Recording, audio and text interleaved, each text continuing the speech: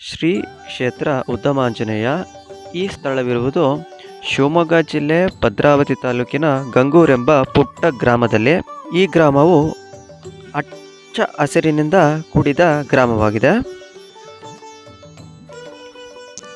ಈ ಕ್ಷೇತ್ರಕ್ಕೂ ಮತ್ತು ರಾಮಾಯಣಕ್ಕೂ ಕೆಲವು ಸಂಬಂಧಗಳಿವೆ. ಅದನ್ನು ನಾವು ಒಂದು ಚಿಕ್ಕ ಕಥೆ ಮೂಲಕ ತಿಳಿಯುತ್ತಾ ಹೊರಡೋಣ. ಸೀತೆಯನ್ನು ಹುಡುಕಿಕೊಂಡು ವಾನರ ಸೈನ್ಯವೊಂದಿಗೆ ಶ್ರೀಲಂಕೆಗೆ ಹೋಗುವ ಶ್ರೀರಾಮಚಂದ್ರನ ವಿರುದ್ಧ ರಾವಣನ ಮಗ ಇಂದ್ರಜಿತ್ ಮಾಯಾಯುದ್ಧವನ್ನು ಮಾಡುತ್ತಾನೆ. ಇಂದ್ರಜಿತುವಿನ ಅಸ್ತ್ರ ಪ್ರಯೋಗದಿಂದ ರಾಮ ಲಕ್ಷ್ಮಣರು ಮೂರ್ಛೆ ಹೋಗುತ್ತಾರೆ. ಆಗ ಜಾಂಬುವಂತನ ಸಲಹೆಯ ಮೇರೆಗೆ ಹನುಮಂತ ಸಂಜೀವಿನಿ ಪರ್ವತವನ್ನು ಕಿತ್ತು ತರುತ್ತಾನೆ.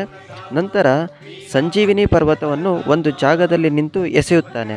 ಹೀಗೆ ಹನುಮ ನಿಂತು ಈ ಗಿಡವನ್ನು ಎಸೆದ ಜಾಗವೇ ಉದ್ದಾಂಜನೇಯ ಸ್ವಾಮಿ ಕ್ಷೇತ್ರ ಎಂದು ಕರೆಯುತ್ತೇವೆ.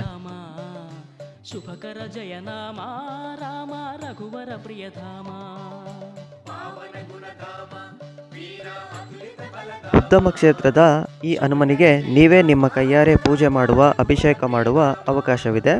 ಶನಿ ಹಾಗೂ ರಾಹು ದೋಷ ನಿವಾರಣೆಗೆ ಹೆಸರುವಾಸಿಯಾದ ಕ್ಷೇತ್ರ ಇದಾಗಿದೆ.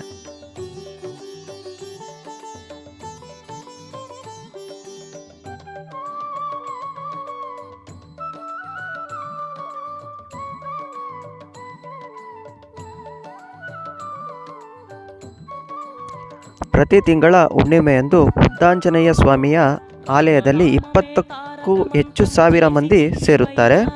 ಅಂದು ಸಹ ಭಕ್ತಾದಿಗಳು ತಾವೇ ಕೈಯಾರ ಸ್ವಾಮಿ ಅಭಿಷೇಕ ಮಾಡುವ ವ್ಯವಸ್ಥೆ ಇದೆ. ಶ್ರೀ ಕ್ಷೇತ್ರದ ಆಂಜನೇಯ ಸ್ವಾಮಿಗೆ ಸುಮಾರು 5,000 ವರ್ಷಗಳ ಇತಿಹಾಸವಿದೆ. ಈ ಪ್ರದೇಶದಲ್ಲಿ ಸುಮಾರು 300 ವರ್ಷಗಳ ಹಿಂದೆ ಊರಿತ್ತು, ನಂತರ ನಾಶವಾಗಿತ್ತು. ಅಂದಿನಿಂದ ಆಂಜನೇಯ ಸ್ವಾಮಿ ಬಯಲಿನಲ್ಲಿಯೇ ನಿಂತಿದ್ದ. ಆ ದಿನಗಳಲ್ಲಿ ಒಂದು ಲಂಬಾಣಿ ತಾಂಡದ ಕುಟುಂಬಸ್ಥರು ಹನುಮಪ್ಪನಿಗೆ ಪೂಜೆ ಮಾಡಿಕೊಂಡು ಹೋಗುತ್ತಿದ್ದರು. ಇಂದಿಗೂ ಆ ವಂಶಸ್ಥರು ವರ್ಷದಲ್ಲಿ 2 ದಿನ ಬಂದು ಪೂಜೆ ಮಾಡಿಕೊಂಡು ಹೋಗುತ್ತಾರೆ.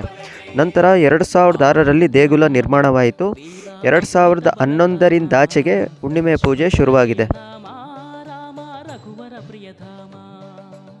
ಈ ದೇವಸ್ಥಾನಕ್ಕೆ ಬರುವ ಭಕ್ತಾದಿಗಳಿಗೆ ಬೆಳಗ್ಗೆ 9ರಿಂದ ರಾತ್ರಿ 9ರವರೆಗೆ ಪ್ರಸಾದ ವ್ಯವಸ್ಥೆ ಇರುತ್ತದೆ.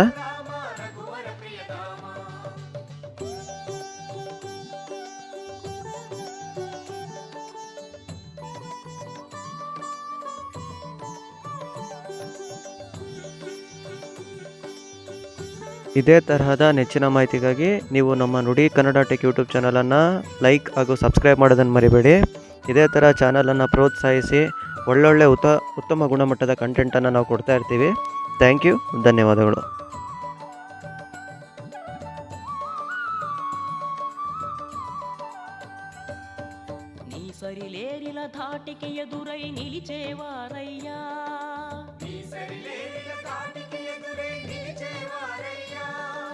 భక్తికి గాని శక్తికి గాని నీ సరి నీవయ్యా.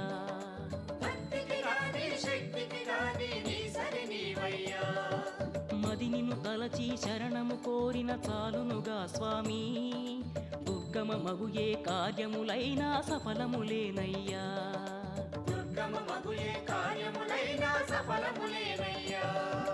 పావన గుణధామ వీర అతులిత బలధామ.